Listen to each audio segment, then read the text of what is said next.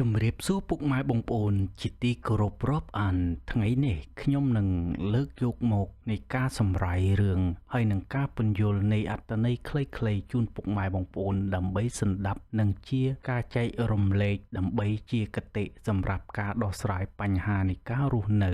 រឿងអក្សរសិល្ប៍នានាមិនថារឿងអក្សរសិល្ប៍ខ្មែរឬក៏អក្សរសិល្ប៍បរទេសក៏ដោយរឿងសុទ្ធតែមានសារៈប្រយោជន៍របស់រឿងដូច្នេះហើយនៃការអានឲ្យបានច្រើនវាជាចំណេះដឹងមួយដែលអាចយល់បានពីជីវភាពក្នុងការរស់នៅបច្ចុប្បន្ន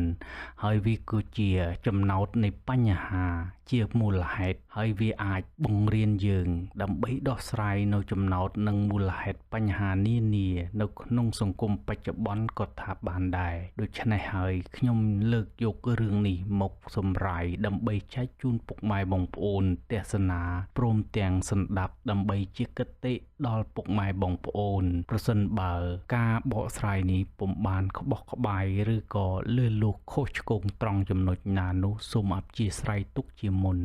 អ្វីទៅជាគុណធម៌អ្វីទៅជាសច្ចធម៌អញ្ចឹងហើយរឿងនេះនឹងបង្ហាញប្រិមិត្តអស់លោកស្រីអ្នកនាងកញ្ញាឲ្យយល់អំពីគុណធម៌និងសច្ចធម៌ឲ្យបានច្បាស់លាស់ចំពោះគុណធម៌ពុកម៉ែបងប្អូនដឹងហើយថាគុណធម៌គឺជាធម៌ដែលមានដំណើររីកចម្រើនសេចក្តីសុខទុក្ខតាមជាន់តាមឋានៈរបស់វាបានខាងពីអំពើល្អនិងអំពើអាក្រក់គឺបុណ្យបាបដែលបុគ្គលនោះធ្វើសេចក្តីល្អ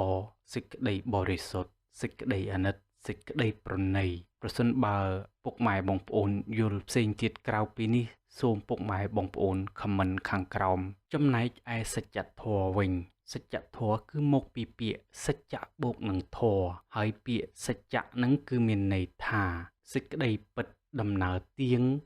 ទាត់ដំណើរទៀងត្រង់ការមែនប្រកបអរិយមគ្គព្រះនិព្វានដូច្នេះហើយទាំងនេះហើយគឺជាពាក្យសច្ចៈរីឯធម៌យើងដឹងហើយថាជាថ្នាលបណ្ដុះបណ្ដាលសម្រាប់មនុស្សលោកដូចជាចំណេះដឹងហើយធម៌នេះគឺជាសភាវៈមួយដែលកើតឡើងពីធម្មជាតិដូចជាធម្មជាតិនេះឯងធម៌មកពីធម្មជាតិ